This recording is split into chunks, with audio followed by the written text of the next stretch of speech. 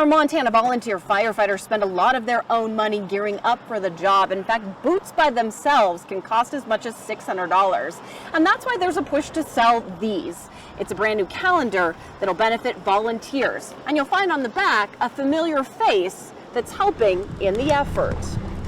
In just seconds, the direction of Dan Steffensen's life changed. And we never think we're going to get burned over, ever. Just as fast as the wind that sent a wall of fire in his path.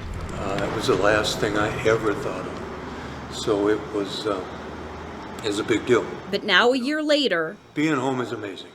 And my family, my fire family, has been phenomenal.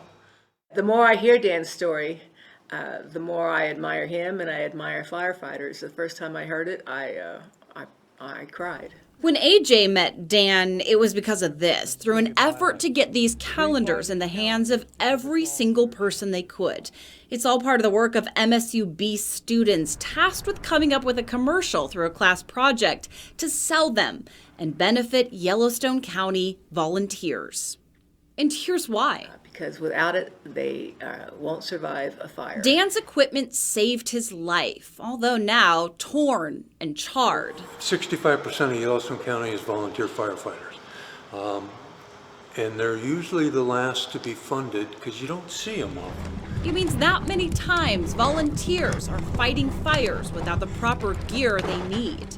At the beginning of the year, you try to get everybody geared up, and you might have 5 guys that they have to share a shirt. AJ says that just cannot happen. We all call on our firefighters, and they all come to our rescue. And to know that they're all volunteers, and from head to toe, these outfits cost $1,000.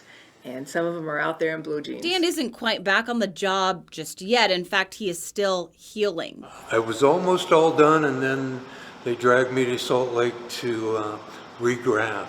I'm hoping by Thanksgiving I can get back on a truck. And his shield will be ready then, too. It's a goal he wants for all volunteers. In Red Lodge, Andrea Lutz, MTN News.